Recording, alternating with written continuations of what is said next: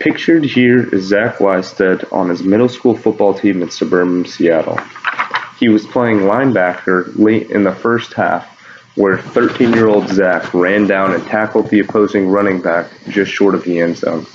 Lysted had saved a touchdown against his middle school's rival and maintained his team's advantage heading into the locker room for halftime, but he did not save his head from smashing against the turf. In the course of the tackle, his head slammed with great force, leaving him writhing in pain. Coaches rushed onto the field to check on their fallen player. After several minutes, Lysted made his way off the field under his own power. As no medical professional was present at the game, Lysted's fate rested in his coach's decision to play or rest him for the second half. Because Lysted had not lost consciousness, his coaches decided to send him out to start the second half, only 15 minutes after he had clearly sustained a concussive blow to the head. Initially, it seemed as if the coaches had made the right choice, as Lysted played well, tackling the enemy when playing defense and running the ball on offense, getting jolted on every down and sustaining one forceful blow after another.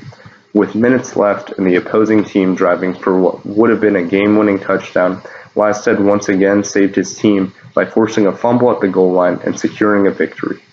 Following Lysted's game-winning play, Victor Lysted, Zach's father, spotted his son standing alone as Lysted's teammates and coaches were celebrating the victory.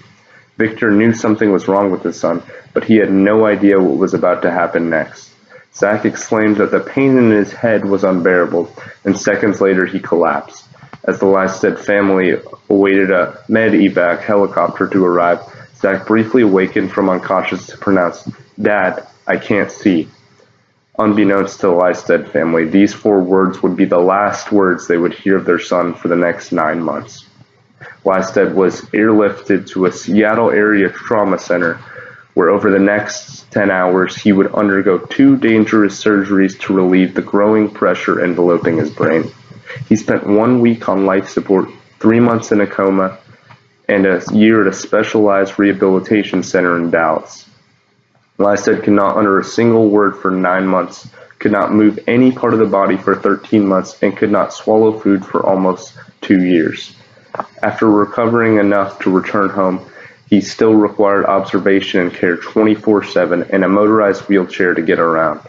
Many others have sustained a concussion or have experienced second impact syndrome and are not as lucky. As evident by Lysted's story, concussions are serious, dangerous, life-altering, and even fatal. According to Carroll's article, Concussion Crisis, a concussion is recognized as any change in mental status such as confusion, disorientation, headache, or dizziness, following a hit or jolt that does not require a loss of consciousness or even a bump on the head.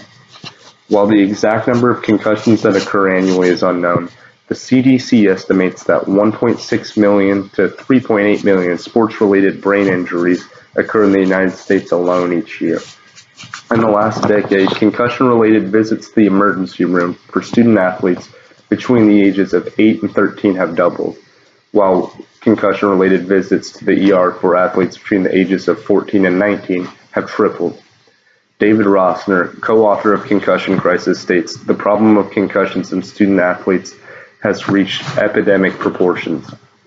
According to an article by Cantu, young children and teenagers are the most vulnerable to concussions because of their body proportion compared to an adult, and they are more likely to be involved in activities that could result in injury. Undoubtedly, student athletes are the least concerned about concussions because they do not want to be taken off the field and miss playing a part in the outcome of the game.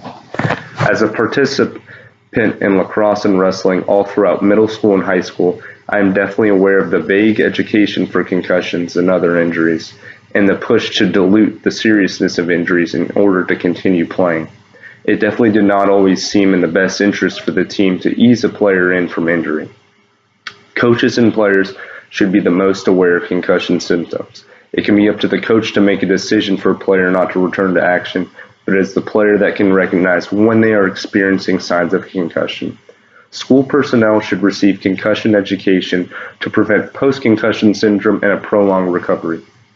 Following a concussion, it may be necessary for school leaders to make accommodations for recovering student athletes.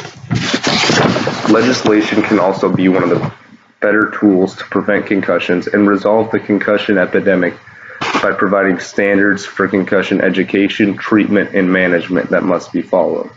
Legislation can require athletes, coaches, and parents to comply with established rules regarding sports-related concussions. National concussion legislation would allow for immediate and uniform action on the epidemic in every state that could aid in concussion education and management. Medical experienced personnel should be present at sporting events to make the final decision on players continuing to play through injuries. An impartial professional on standby would be able to protect players from re-injury and can make difficult decisions that a coach would not want to. Lysted received national attention from his story, as he is pictured here with the NFL Commissioner Roger Goodell. As a result of Lysted's injury, the state of Washington became the first state to pass a law regarding concussion management in student athletes. Since Washington's passing of the Lysted Law, many other states have passed the same or a similar law regarding concussions in student athletes. However, there are still some states with no residing legislation. Therefore, a national concussion law must be enacted to protect student athletes in every state. The Lysted Law should be the foundation for the national legislation, as it provides for education, removal of a game if head injury is suspected, and a no-return policy until an athlete has been given clearance by a licensed medical professional, all of which assist in concussion prevention and management. 85% of concussions go untreated, intentionally or not. If not education, awareness, or advances in equipment to protect athletes from injury, then changes in the sports that young boys and girls are playing are necessary to prevent long-term injury to themselves. I want to push you to support legislation similar to Lysted's law nationally and to be aware of the symptoms and dangers of concussions.